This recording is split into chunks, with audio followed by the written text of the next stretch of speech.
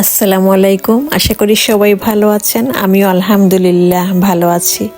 পরের দিন আমার খালামণিকে নিয়ে গেলাম প্রথমে আমার বোনের বাসায়, পরে গেলাম আমার এদেশের খালাদের বাসায়। এত মজা, এত আনন্দ তা বলে বোঝানো যাবে না। সত্যি বলতে কি, আনন্দের সময় যে খুবই দ্রুত চলে যায় সেটা আমরা সবাই জানি, তাই না?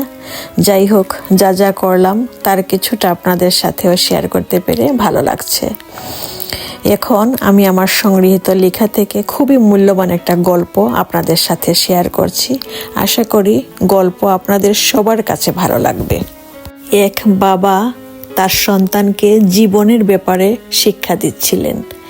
এক পর্যায়ে তিনি বললেন যে আমাদের প্রত্যেকের মনের ভিতরে একটা নেকড়ে বাঘ আর একটা হাতির যুদ্ধ চলছে। ছেলেটা বলল, কিরকম? বাবা বললেন, বাঘটা হচ্ছে খারাপের প্রতীক। সে বিদ্বেষ, ক্রোধ, আত্মঅহংকার, লোভ, আপনজনের সাথে প্রতিযোগিতা করা, নিজেকে বড় করে ভাবা ইত্যাদিতে পূর্ণ।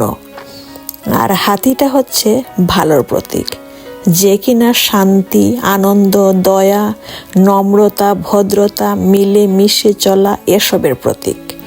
ছেলেটা অবাক হয়ে বলল, বাবা, এই যুদ্ধে কে জিতবে? বাবা একটু হেসে বললেন, যার শক্তি বেশি। ছেলেটা এবার জিজ্ঞেস করলো, বাবা, কার শক্তি বেশি? বাবা বললেন, যাকে তুমি বেশি করে খাওয়াবে, বেশি যত্ন নেবে, বেশি পরিচর্যা করবে, তারই তো শক্তি বেড়ে যাবে, সেই জিতে যাবে। তো তুমি কাকে খাওয়াতে চাও, কার পরিচর্যা করতে চাও? ছেলেটা বলল, আমি অবশ্যই হাতির পরিচর্যা করব, যাতে সে বাঘটাকে মেরে ফেলে।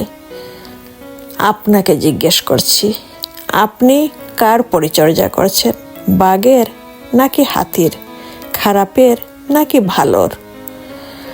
আপনার মনের মাঝে আপনি যাকে জিতিয়ে দেবেন, আপনার জীবনেও সেই জিতে যাবে। সিদ্ধান্ত আপনার। সবশেষে বলবো, প্লিজ লাইক, শেয়ার এবং সাবস্ক্রাইব করতে ভুলবেন না। সবার জন্য শুভকামনা।